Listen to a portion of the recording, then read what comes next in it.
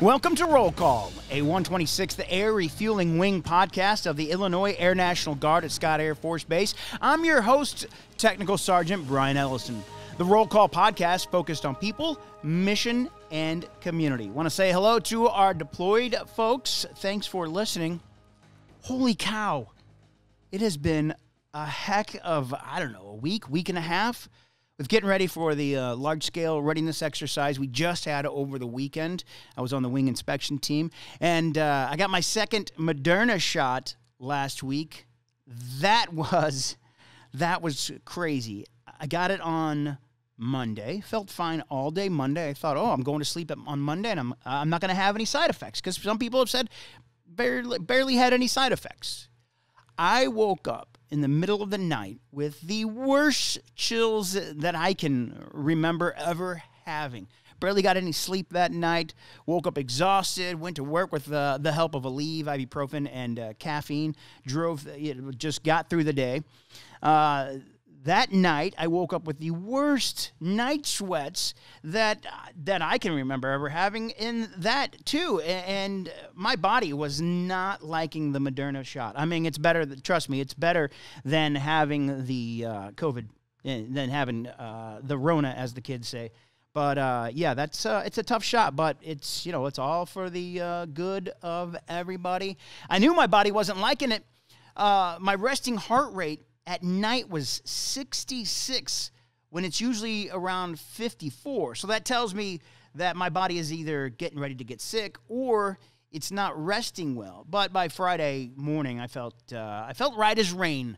My resting heart rate went down to 50. I think it was 50 on Friday morning when I woke up, which is pretty, makes me excited to see my heart rate that low. Probably because I hadn't ridden my bike in a week, because I just couldn't I was just so exhausted over that time. Amongst all that we did, a few live broadcasts last week as well on Facebook and Zoom, and we were getting ready for that LRE, which I hope you're recovering from the exercise. In the meantime, according to the Air Force News Service, physical fitness assessments will now resume for airmen on July 1st. When assessments resume, the three-component fitness tests, obviously the run, the push-ups, and sit-ups, will be reset with scores calculated on a new three-component scoring table. In addition, work is underway to separate scoring into 5-year age groups as opposed to the previous 10. For example, age groups will start at less than 25 to 29 years old, 30 to 34 years old, et cetera, et cetera. There are ongoing studies and reviews to determine a list of alternative strength and cardio components for the physical fitness assessment. Some alternative options being explored for the current components include the 20-meter high aerobic multi-shuttle run, the row ergometry, planks, burpees, and other alternatives. Unless they include a biking one, I'm going to stick with the mile-and-a-half run. Future PT test updates will be released as they are available. Today, we're going to hear from the commander of the 906th Air Refueling Squadron, Lieutenant Colonel Kurt Wampole, right after this. I'm Tech Sergeant Scoggins in the 126th Air National Guard Air Refueling Wing, and I'm an aerospace maintenance technician, a crew chief.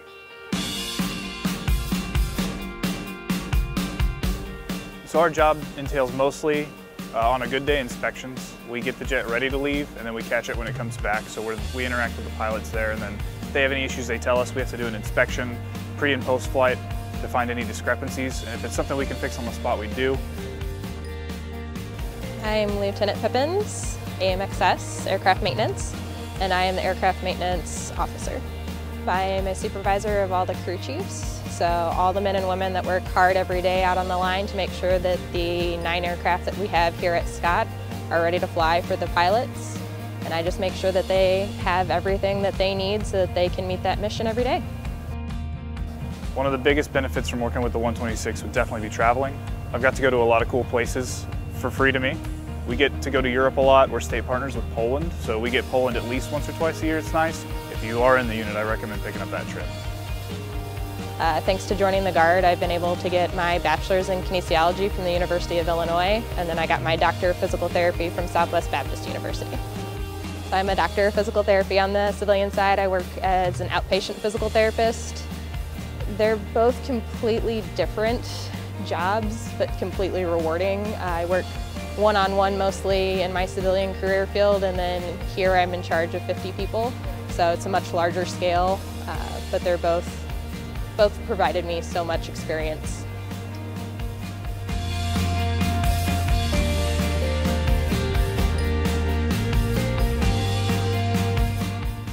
We're joined today by the commander of the 906th Air Refueling Squadron, Lieutenant Colonel Kurt Wampole. I guess you're our sister unit. How does this work? So we're actually part of the Total Force Association, so active duty squadron, but we are embedded here in the 126th Air Refueling Wing, so part of the TFI squadron here in the 126th. That sounds like a very fancy name. First, we'll talk about what I know it's in the title, Air Refueling Squadron, but I'm kind of confused because you guys don't have planes. So what does the 906th Air Refueling Squadron do, sir? Yeah, so great question. Get that a lot, actually. And the easy answer is we do the exact same thing as our Guard counterparts. So we're in the same building as the 108th Air Refueling Squadron. We've got 6 crews, so we got 12 pilots and about 8 boom operators right now, and then about 85 maintainers as well. And our job is to fly and operate the KC-135 just like the rest of our brothers and sisters in the 126. So doing the same kind of thing, just active duty embedded in the Guard wing.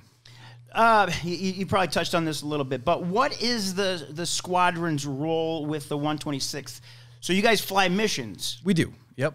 Oh, so what is your how does that work with the 906 and the 126? Yep. So we are fully integrated with the 126. So both on the ops and the maintenance and the LRS sides, you'll see us working day to day, side by side with our Guard counterparts. So for instance, all of our crews are completely integrated. So it's not like there's Guard crews and there's active duty crews for the most part. We all fly together. So you'll have for example, you could very easily have an AGR pilot, an active duty co-pilot, and a traditional boom operator all in the same crew. Doesn't matter. We we operate completely integrated like that. That's really cool. Yeah. What's that? Go ahead. I'm sorry. Yeah, same thing on the maintenance side. So if you walk through the maintenance building today, you'll see active duty maintainers in there. Honestly, you won't be able to tell the difference. Looking the same job, same airplanes. Everyone's in there working together, one big happy family. What's this Total Force that you were talking? Total Force Association. Yep. Is this something new? Can you explain that with how this works with the National Guard and all that? Yeah, you bet. So it really started taking hold after the Vietnam War. Basically, there just weren't enough resources to go around, and as the years have progressed, that problem has gotten worse. It hasn't gotten better. Right now, in the air refueling enterprise in particular, there's a lot more demand out there than there are assets. So.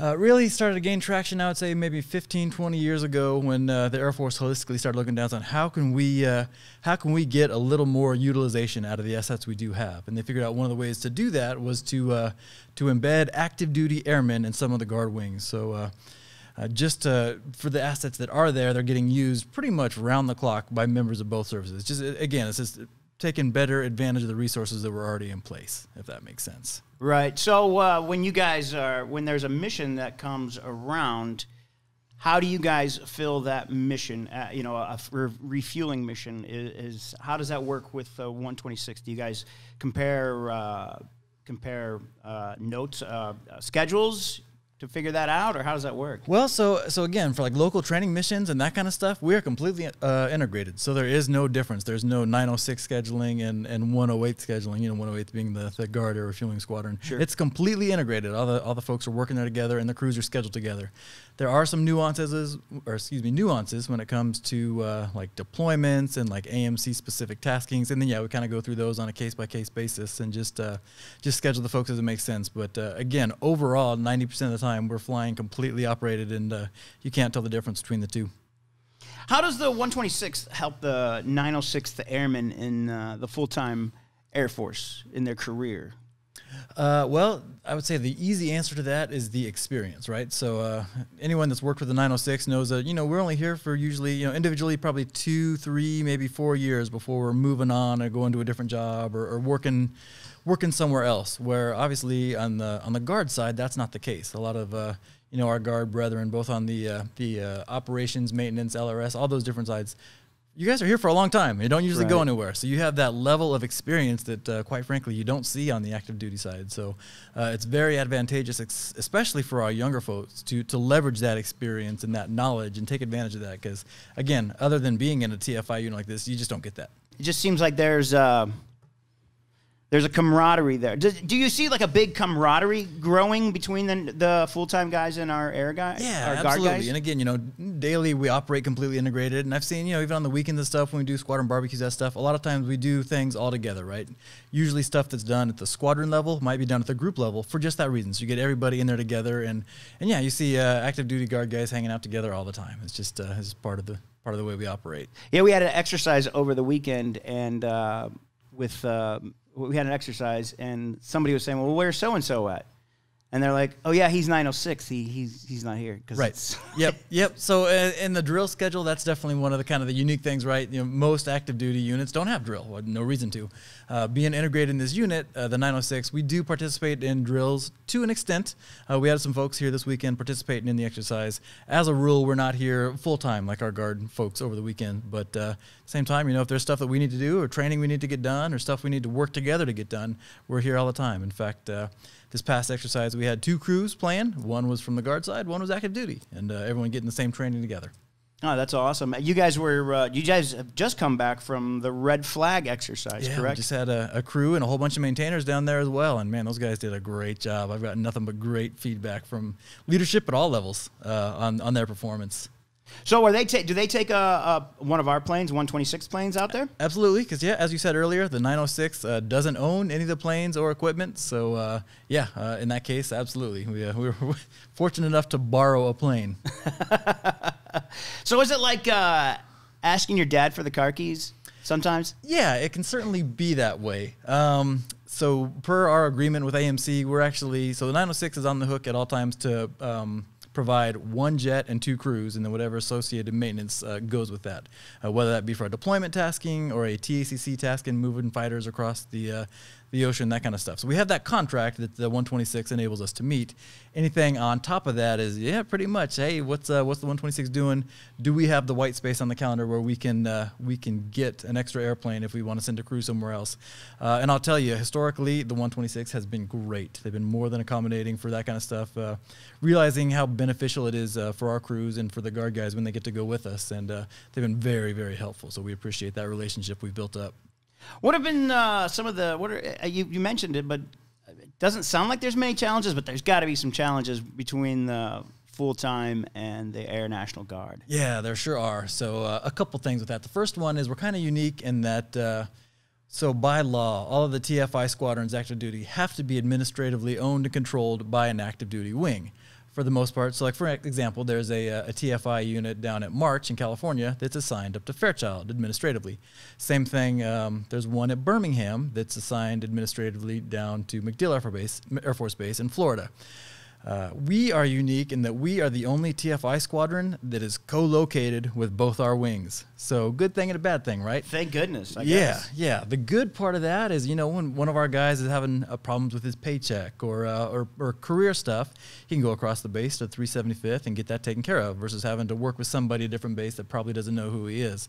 The downside is, in many ways, we've got 2 different wings that we work for on the same base. And as you can imagine, sometimes those wings' priorities don't quite line up, or direction from the 126 will be one thing, and then 375th will be something slightly different. So then it's up to our leadership team there in the 906 to figure out, okay, in this situation, who exactly are we working for? Who do we fall under? And sometimes it's both, sometimes it's neither. So it's there's definitely some challenges presented by that. But really, at the end of the day, it's all about relationship building. And again, right now, the partnership between the 126 and the 375th is stronger than I've ever seen it, which makes our job easy. Yeah, and go back to that, just talking about you don't know who is 906 or 126. You're just like, yeah.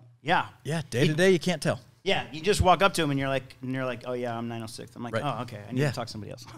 That sounds about right. But yeah, you really, and they do seem to get along, especially over in maintenance. It's yep. It's a great it's a great association. Yeah, it really seems to work really well. And again, I think a lot of that is just based on the individuals in the association on both sides, right? I always tell everybody, just be a good dude. Just try to get along with people. Realize there's different ways to do business, and your way doesn't have to be the only way. So, and overall, again, I think right now we're in a good spot as far as that goes. You mentioned I didn't know they were in the LRS. What do they do over in the LRS? Yeah, we got some folks over there as well that do again, same thing you'd see on the guard side. They're fully embedded in the MSG and the LRS there. They deploy with active duty, but everything else as far as taskings and day-to-day ops, if those guys are out there working without their patches or their blouses on, you can't tell. You have no idea. So the exact same thing.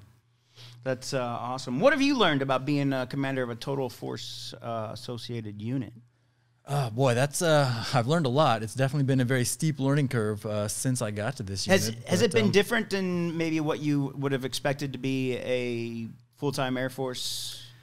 Yeah, in a couple different ways. One of which is our squadron's pretty unique in that since we are embedded in the Guard unit, they take all of the active duty airmen and put them into our squadron. So for instance, a normal Air Refueling Squadron in an active duty unit would just be pilots, maintainers, maybe a few like SARM and crew comm, just kind of very operations focused.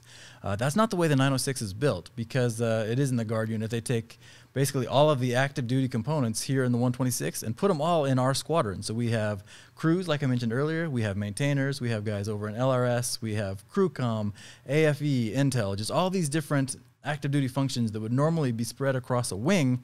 They're in our squadron. So we've got 32 different Air Force specialty codes in the 906 alone.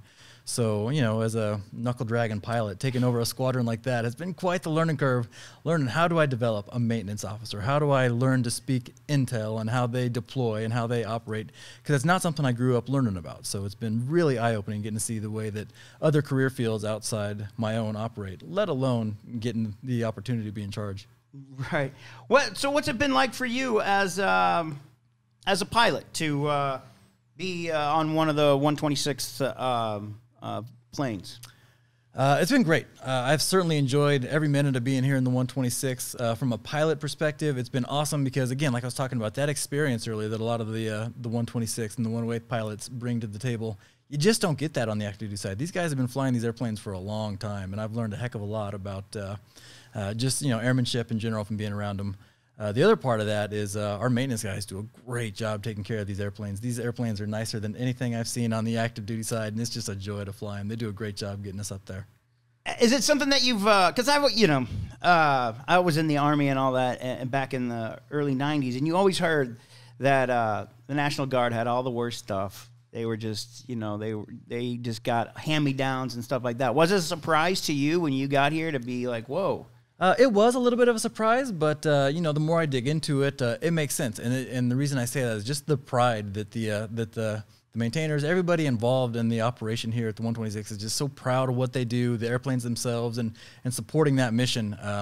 The results speak for themselves, and it's been just the more I'm here, the more I'm learning that's across the entire wing, just that pride, and it's been fantastic. Is the squadron involved in the LRE? Yeah, you better believe it. So again, this past weekend, as we're starting to do these exercises, building up to the LRE, yes, we've been involved and we'll continue to be so. Obviously, the exact requirements just still kind of being defined, right? But I know we're going to have at least one crew and then a handful of associated support personnel plan as well to include our maintainers. So yeah, we're definitely going to have a big footprint in this exercise. You are the commander. We're here with Kurt Wampole, Lieutenant Colonel Kurt Wampole, the commander of the 906th Air Refueling Squadron. Sir, we've had a hell of a last year. Oh, man. What's that been like for you? Has it been different from, obviously it's been different, but you probably have fellow lieutenant colonels maybe that are commanders of squadrons or wings or what have you, or squadrons. How has that been? What's the challenge been like that, and how have you talked to other lieutenant colonels, squadron commanders? Right. Yeah. So I would say the biggest challenge we faced over the last year, and you're exactly right, it's been a heck of a year. So there's been just some things coming up that we never thought we'd have to deal with, and yet here we go finding our way through them. I would say the biggest challenge is, again, so we operated fully integrated, like I've been talking about this whole time. Unfortunately, when it comes to guidance as far as like COVID procedures and medical and everything, active duty guidance is sometimes substantially different than from what is issued from the state through NBG or the tag and everything like that. So just kind of navigating through that. It's almost on a case-by-case basis. I mean, I'll give you just it's a hypothetical example, but it's something we deal with on a day-to-day basis. In one of our shops, like I said, we could have a couple active duty guys, a couple DSGs, and a couple of AGRs all working side by side. Somebody tests positive for COVID. What do we do? And every single person in that shop might have a different procedure to follow just based on their status. So that's one of the challenges presented by working as integrated as we do, is figuring out where exactly we fall and what procedures to follow, because they could be different. That brings up a good question about when we have to go do state duty. How does that affect your operations? Yeah, so that's one thing, unfortunately, that we are not usually able to help out with. State taskings are very specifically for our guard brother and sisters. So we help when we can. Obviously, sometimes there are exceptions, like on a bunch of these airlift flights we've done to the Capitol, moving the Army National Guard troops around. Just based on the way it was coded and tasked, we were able to help with some of that kind of stuff, which was great. Not usually the case. And when we're not able to help, usually we're the ones that stay behind and try to keep the lights on, keep the ship afloat while the guard guys are out doing the state missions. Does that put more pressure, more stress on your airmen when we're off doing COVID duty and civil unrest and all the others? Yeah, it certainly can. No doubt about that. So we just kind of, again, try to work together and get through it as a team as much as we can. What made you want to join the Air Force? Honestly, I always wanted to fly airplanes. I'll tell you, I was probably 5 or 6 years old, grew up in Southern California and went to an air show and saw the Thunderbirds flying around. I was like, nice. You know what? That's what I want to do one day. Obviously didn't quite pan out that way, but still inspired me to join the Air Force, and I've never looked back. Did you go straight into, did you go to the academy or ROTC? I did. I went to the academy straight out of high school. Wow. About 3 or 4 weeks after high school graduation, I actually started at the academy, and it's been off to the races since then. What's that like going from high school to Air Force Academy? So certainly a challenge, yeah, as you can imagine. But it was great, though. I'll tell you what, it's very structured, as you can imagine, and I think I needed that. It was, you hear a lot of guys that are on the 4, the 6, the 8-year plan, not an option at the academy, right? And that's probably a good thing for me. I think it kind of helped motivate me to get through that. What's been the highlights of your past assignments? Man, I have just had a great career. I have zero complaints about where I've been and what I've got to do. So I started off training with the Navy. Actually, went through pilot training with flying the T-34 down to Pensacola. So just being in that environment right off the bat, learning how a different service gets to do something after 4 years at the academy was great. Again, kind of opened my eyes to, man, there's more than one ways to get things done, which was great. And that's really set me up well for where I am today. After that, flew the KC-135 for 3 years up at Fairchild, Washington. So getting to see the AMC machine, how that works, the high deployment tempo, and just the grind of being at a big tanker wing really gave me the appreciation of how AMC operates. Following that, got to go over to Mildenhall for 3 years, continuing to fly the 135, which was great. So again, getting to work with some of our international partners and seeing, the way the U.S. Air Force does business is one way, but then how do the Italians do it? How do the French? How do the British, et cetera? And again, very eye-opening, helped me develop that broader perspective. After that, shifted gears a little bit, went and flew C-130s out at Little Rock. Got to do that for 3 years, which was a lot of fun. Really neat airplane, great airplane to fly. So when you I didn't realize this. So you can fly different. Is that something that you learn in the academy to learn different frames or airframes, or you? Nope. So you actually got to go to. Usually it's about 4 to 5 months of training to fly each one. Oh, so, okay. Yep. But the Air Force does that deliberately. They try to either move you to a different AMC aircraft, another large aircraft, or there's other opportunities to go fly like pilot training aircraft, for example, okay. or even to go to Altus and fly, the 135 schoolhouse. Lots of different opportunities just to do something outside of the norm of doing your day-to-day, your mission. What was your experience flying the C-130? It was great. The crew complement was a little bit different. A few more folks. Obviously, we had our basic crew is a crew of 5, if not 6, and a much older airplane.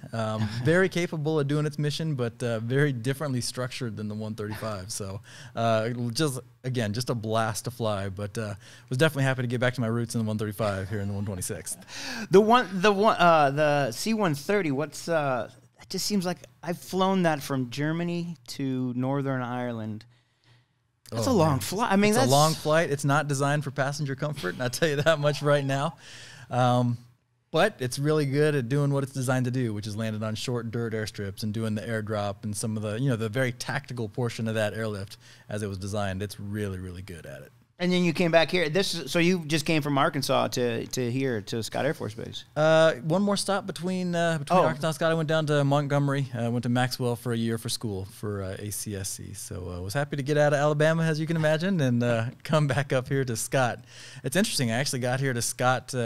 I only expected to be here probably about 2 years. I got here for staff, up on AMC staff, and again, that 2-year assignment was 5 years ago, and here I still am. So holy cow! How long have you been commander of 906? About a year and a half now. Change of command is coming up this summer, looking like the end of June. Oh, wow! Well, congratulations. Well, thank you very much. Where are you moving on to? Wish I had a good answer to that. I don't know yet. There's a couple different options still on the table, so we'll see what the Air Force decides to do with me. What are you hoping for? I'd like to stay here at Scott in some capacity. Again, my 2-year assignment, right? It could end up stretching into 10 or 15, which I think is really common, by the way. It seems like a lot of guys do that. But lots of different job options here at Scott, whether that's in the 126th here itself or moving on to TACC, AMC staff. Again, there's just so many different cats and dogs across this base. I'm sure they'll find somewhere to stick me. There's a toilet somewhere that needs to be scrubbed. So how much longer do you have in the Air Force then? So I can retire in March of 24. So we're getting close. If somebody were to wanted to join and go into the academy, what would you say to them? Give them advice. So I would say that sometimes it doesn't feel like it, but they really want you to succeed there. So really just keep trying, keep a good attitude, and keep plugging away at it. Sometimes it feels like the world's stacked against you, but they're not. They're just trying to train you and develop you for the success in a future Air Force career. I would say the biggest thing I'd suggest to folks is have a good time management program, whatever that looks like. Whatever tools you use, just make sure you know how to budget your time and prioritize things, because intentionally they're going to give you too much. You're not going to have enough time in the day to get everything done. So you got to figure out, 1, how to manage your time, and 2, how to prioritize, because some things, frankly, aren't that important. How do you go from high school to the academy? What did you do to make that, to get there? So it's a pretty lengthy application process, and you have to get endorsed by either like a senator or a congressman. So it's about a 6 to 8 month long process. It takes quite a while, but really what they're looking for is somebody that's been successful in high school. I mean, you got to have pretty good grades, and you have to have decent SAT scores. They have kind of minimums published for that kind of stuff, but they're looking more so than that. They're looking for somebody that's well-rounded, right? So somebody that either played sports or was involved in scouts. It doesn't really matter what you did, as long as it was something, as long as you're showing that well-roundedness and that you're doing multiple different things. And if there's leadership involved, so much the better. Did the academy have a good football team while you were there? They were okay. There was, I think, 1 year they did pretty well. The rest, they were mediocre at best. Did they beat the Army at least? I think so. Yeah. I mean, it wasn't hard to beat the Army. I have to say that's going back quite a ways, but those are always fun games to go to, just because all that pageantry is great to see. Well, so you are from Southern California, where at? Born and raised. Yeah, if you know where March Air Reserve Base is, right down the road from there, about 50 miles or so east of Los Angeles. Oh, near Riverside. Yeah, that's exactly right. That is where that's like our Western headquarters for American Forces Network is. Okay, perfect. We ran most of our TV and stuff out of March Air Force Base. Yep. So yeah, I grew up right down the road from there. So very familiar with, and I loved watching the airplanes fly there. That's why, I was talking about that air show earlier. That's where we were.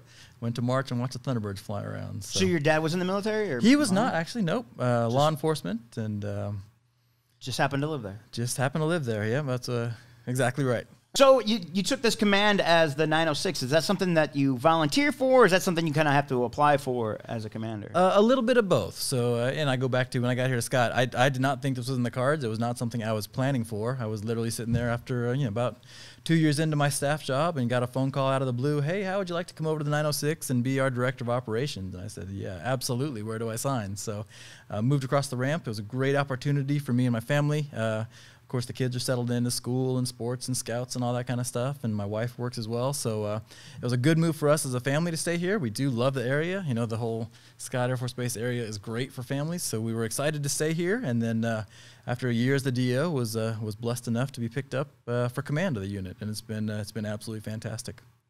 What's that like to go from a staff job to is that a different mindset? You got to go from a staff job to being the commander of so many airmen. Very much so, yeah. It was definitely a shift in perspective and mentality, but I missed it. You know, the whole time I was on staff, I missed being in the airplane and doing the mission and the operations. I enjoyed my time up on staff. I learned quite a bit, but I was happy to get back to the operation, to be sure.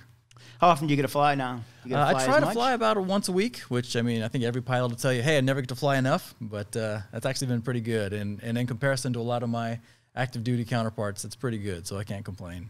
Anything else you want to add? No, just again, just to reemphasize, we've really enjoyed our time here. The relationship between the 906, the 126, 375th, everybody's working together really well, and we're grateful for the opportunity to be here and all the support we've been given. All right, thank you very much. That's Lieutenant Colonel Kurt Wampole, the commander of our sister unit. Is that what we call you? Yeah, our TFI squadron. You bet. Yeah, he's the commander of the 906th Air Refueling Squadron. Again, sir, thanks for coming in. Thanks, Brian, for having me. I really enjoyed it. With your look around the Air Force, I'm Staff Sergeant Angelo Rosadio. Acting Secretary of the Air Force John Roth emphasized his priorities at the Air Force Association's virtual Aerospace Warfare Symposium. And so I view my role here is to ensure we as the Air Force, that we continue the momentum that we have built up on both the air and the space side. We can't afford to take a pause. His priorities align with Secretary of Defense Lloyd Austin's, focusing on modernization, defeating coronavirus, and making work environments free of discrimination, hate, and harassment. Also during the symposium, Air Force Chief of Staff General C.Q. Brown discussed his strategic approach for the future. Last year, Brown introduced his strategic approach for success, called Accelerate, Change, or Lose, explaining what must be done to ensure air superiority and how to defend the U.S. and its interests through future challenges. We are changing a bit of the culture of the Air Force about how we approach some of these. And a cultural change takes a bit of time, and you'll have some naysayers, you'll have some friction points. But I've got to be, as I've always said, be persistent and consistent on the focus I have. Brown says COVID will change how the Air Force works through some things, but must remain focused on new ways to complete the mission. After tests and feedback from airmen around the world, the Air Force Uniform Office has finalized the new Physical Training, or PT uniform. It's the first change to the uniform in 16 years, and will improve performance with a design that works for a variety of athletic interests. The new PT uniform will be available in 2022. A big uniform change will happen a lot sooner for some maintainers. Starting March 15th, commanders can authorize dark navy blue shorts when temperatures reach 80 degrees or more on the flight line, hangars, or dock areas that aren't climate controlled. And that's your look around the Air Force. Oh, that's going to be a great look for the maintainers. The coyote brown t-shirt, uniform green or coyote brown socks with uniform boots, but I'm sure it's welcome. Any relief from the heat when they're out there on the ramp is I'm sure, a welcome sight for them. Additionally, airmen and guardians in all specialties will be authorized to wear their functional communities-approved duty identifier patches.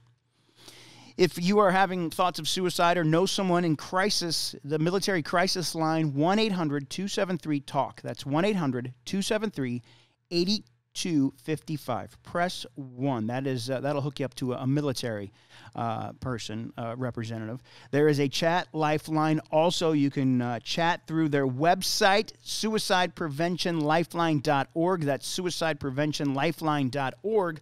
Another way to get help in the crisis text line is to text the word HELP, H-E-L-P, to 838-255. The crisis text line, HELP, H-E-L-P, to 838-255. You can find all of our links on Linktree. That's linktr.ee/126. If you're watching on Facebook or YouTube, don't forget you can also download this on your favorite podcast. If you want to pass along some information, you can email roll call at 126.arw.pa.mm.org@us.af.mil. Thanks for listening to Roll Call, a 126th Air Refueling Wing podcast focused on people, mission, and community. I'm Tech Sergeant Brian Ellison.